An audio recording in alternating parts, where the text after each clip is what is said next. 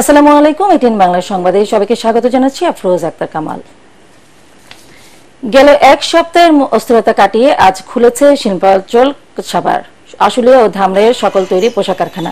বৃষ্টির মধ্যে শ্রমিকদের কারখানাগুলোতে প্রবেশ করতে দেখা গেছে। কারখানাগুলোর সামনে পুলিশ ও সেনাবাহিনী টহল দিচ্ছে।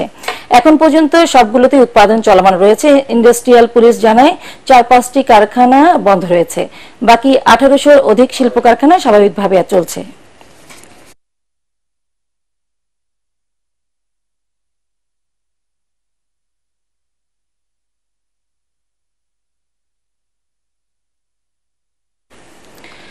গণভবন পরিদর্শনে গিয়েছেন ডাক, টেলিযোগাযোগ, তথ্য প্রযুক্তি মন্ত্রণালয়ের উপদেষ্টা মোহাম্মদ নাহিদ ইসলাম এবং যুব ও ক্রীড়া মন্ত্রণালয়ের উপদেষ্টা আসিফ মাহমুদ সজীব ভূঁইয়া।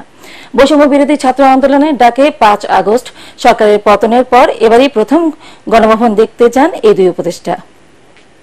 সম্প্রতি আসিফ মাহমুদ গণমাধ্যমে জানান, ছাত্র জনতার অভ্যুত্থানের স্মৃতি হিসেবে গণভবনকে জাদুঘর করা হবে।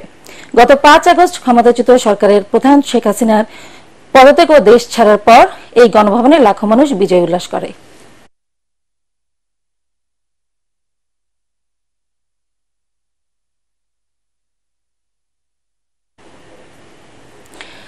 দর্শক, এই মুহূর্তে গণভবনে আছেন আমাদের প্রধান দুই উপদেষ্টা। আমরা সরাসরি চলে যাচ্ছি তার কাছে। এবং একটি ফর্মাল কমিটি করার জন্য নির্দেশ দেওয়া হয়েছে।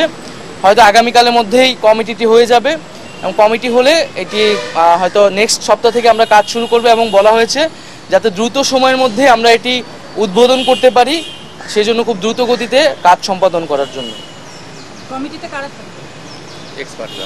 কমিটিতে যারা বিশেষজ্ঞ রয়েছেন, স্থাপত্য সাথে জড়িত এবং জাদুঘর বিশেষজ্ঞ এবং যারা আর্টিস্ট রয়েছেন তাদের থেকেও, এবং আমরা বিদেশে যারা রয়েছে জাদুঘর বিষয়ে বিশেষজ্ঞ বা এরকম অভ্যুত্থানের স্মৃতি জাদুঘর করার অভিজ্ঞতা রয়েছে তাদের সাথেও যোগাযোগ করার পরামর্শ নেওয়ার জন্য বলা হয়েছে। আজকে আপনাদের ভিজিটটা কেমন ছিল, মানে কি কি দেখলেন? এখানে প্রথমত যে এই যে ৩৬ দিনের যে অভ্যুত্থানটি, সেই অভ্যুত্থানের পুরো সামগ্রিক স্মৃতিটা থাকবে, দিনলিপিতে থাকবে। আমাদের যে শহীদ যারা হয়েছেন এই আন্দোলনে তাদের স্মৃতি থাকবে, তাদের তালিকা থাকবে। এবং এই আন্দোলন ছাড়াও গত ১৬ বছরে আমরা এই অভ্যুত্থানটাকে তো একটা ১৬ বছরের একটা লড়াইয়ের একটা মুহূর্ত আমরা ৫ই আগস্টে পেয়েছিলাম। তো এই পুরো ১৬ বছরের যে আমাদের যেই নিপীড়ন হয়েছে, যারা গুম হয়েছে তাদের তালিকা থাকবে, এবং যাতে বিচার বহির্ভূত হত্যা হয়েছে এই সকল বিষয়গুলার একটা রিপ্রেজেন্টেশন থাকবে। এবং যেখানে আমরা সিদ্ধান্ত নিচ্ছি এই যে স্থাপত্যটা এখন ভগ্নাবশেষ অবস্থায় আছে সেটিকে সর্বোচ্চ সেই অবস্থায় রেখেই আমরা এই জাদুঘরটি করা হবে। এবং এখানে কিছু ডিজিটাল রিপ্রেজেন্টেশনও থাকবে। আমরা এই ভগ্নাবশেষগুলো রেখেই আমরা কিছু ডিজিটাল কার্যক্রমের মাধ্যমে জাদুঘরটি থাকবে এবং পুরো ১৬ বছরের আমরা একটা চিত্র সেখানে তুলে ধরার চেষ্টা করি। আপনারা যে পরিষদে আলোচনা করেছিলেন, উপদেষ্টা পরিষদে এই কথাটি উঠেছিল কিনা যে আসলে যারা পরবর্তী সরকার প্রধান যারা হবেন, যিনি হবেন তার বাসভবনটা কোথায় হবে, সেক্ষেত্রে সেই সিদ্ধান্ত কিছু হয়েছে কিনা? যেহেতু এটা প্রধান দেখলেন, আজকে কি পরিস্থিতি দেখলেন এটাও বলবেন, ওইটা তো পরের আলোচনা। হ্যাঁ, পরবর্তী প্রধানমন্ত্রীর বাসভবন বিষয়ে সেটা পরবর্তীতে আলোচনা হবে। এখন আমাদের যে প্রধান উপদেষ্টা ডক্টর মোহাম্মদ ইউনূস, তিনি যেখানে আছেন যমুনাতে, তিনি সেখানেই থাকবেন। আর যেটা বললেন যে এখন যে অবস্থা, এখন আমরা ভিতরে দেখতে পেয়েছি যে এখানে প্রচুর দেওয়াল লিখন আছে, গ্রাফিতি আছে। যারা সেদিন এসেছিলেন, স্টুডেন্টরা এসেছিলেন, তারা তাদের ক্ষোভ প্রকাশ করেছেন। এবং এখানে অনেকে কিছু ফার্নিচার, আসবাবপত্র যেগুলো লুটপাট হয়েছিল সেগুলো কিন্তু মানুষ আবার রেখে গেছে, সেগুলোও সংরক্ষণ করা হয়েছে। এবং ভাঙচুর রয়েছে, মানুষের ক্ষোভের বহিঃপ্রকাশ পুরা বিল্ডিংটার চারিদিকে ছড়িয়ে রয়েছে। আমরা চেষ্টা করব সেই ক্ষোভগুলোকে যথাসম্ভব ইনটেক্ট রেখেই জাদুঘরের কার্যক্রমটা করার। আরেকটা জিনিস জানবার ছিল আমার, সেটা হচ্ছে যে ধরেন এটা তো এত বছর ধরে প্রধানমন্ত্রীর আবাস হিসেবে ছিল, অনেক প্রধানমন্ত্রী ছিলেন, সেই হিসেবে কোনো ঐতিহাসিক নিদর্শনকে মনে হচ্ছে সেটাও রক্ষা করা দরকার। এই ১ টাকা দিয়ে তো মালিকানা নিয়ে নেওয়া হয়েছিল না?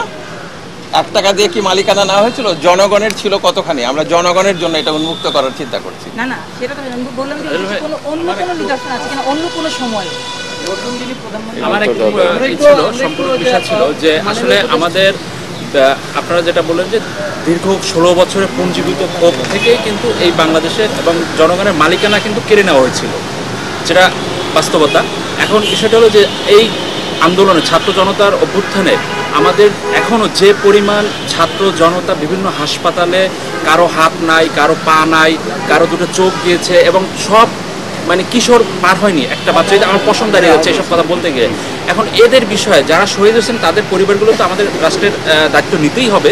পাশাপাশি এই যে পরিবারগুলা এবং এইটা সুষ্ঠু একটা পরিসংখ্যান আপনারা এবং সুষ্ঠুভাবে সমস্ত সারা দেশ থেকে তথ্যগুলো কালেকশন করছেন কিনা, এবং তাদের এই মুহূর্তে অনেকেরই দেখাচ্ছে বিদেশে চিকিৎসার জন্য প্রয়োজন, নিলে হয়তো তার চোখটা ভালো হয়ে যেতে পারে, এরকম মানে আপনাদের কঠোরভাবে মানে খুব গভীরভাবে এগুলা ব্যবস্থা নিচ্ছেন কিনা যদি বলেন। কারণ অনেককে আমি নিউজ করতে আমরা হচ্ছে খারাপ অবস্থা।